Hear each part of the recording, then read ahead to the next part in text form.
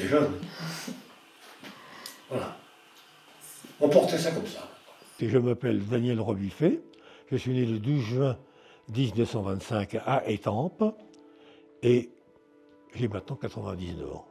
D'abord, j'ai eu une enfance très heureuse avec mes parents à Étampes jusqu'en 1938. Et ensuite, j'ai passé mon brevet sportif populaire 3 mois avant la déclaration de guerre. C'est-à-dire que 3 mois avant la déclaration de guerre, j'étais encore un adolescent qui était tout heureux de vivre. Et d'un seul coup, on s'est trouvé dans le chaos. J'étais tout prêt d'avoir mes 19 ans et prêt à faire mon service militaire, comme à l'époque, pour aller en Allemagne, faire l'occupation. Et l'entraîneur de la garde républicaine de Paris est venu me trouver, dis donc, parce qu'il me connaissait déjà avant. Écoute, tu as 19 ans, qu'est-ce que tu vas foutre en Allemagne? Nous, on peut te prendre à la garde républicaine de Paris. Et pendant 5 ans, je me suis donc occupé des sports comme secrétaire des sports à la garde républicaine.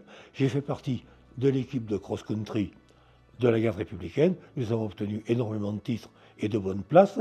Et c'est comme ça qu'en 1948, la Fédération française d'athlétisme m'a sélectionné pour faire partie de cette équipe de 25 coureurs qui a transporté le flambeau olympique de Genève à Luxembourg.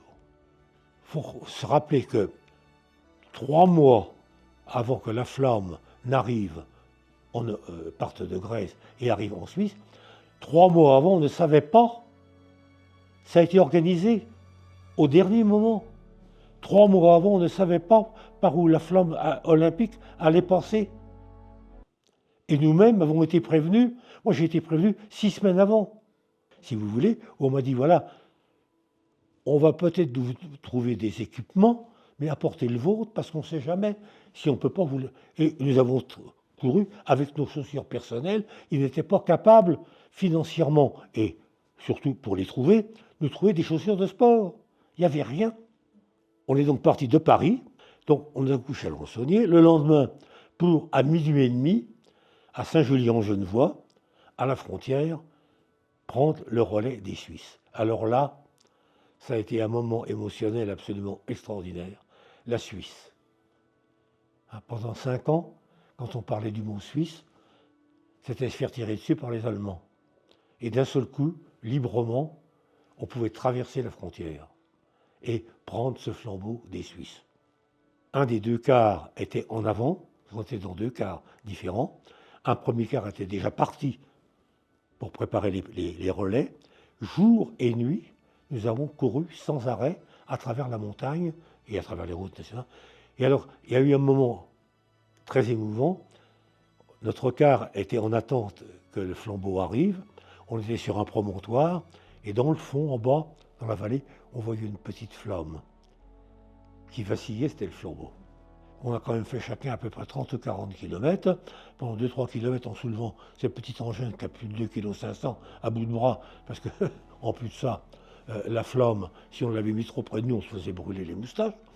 Pendant 2 jours et une nuit, presque 2 nuits et 3 jours, nous avons traversé beaucoup de municipalités qui avaient été prévenues au dernier moment.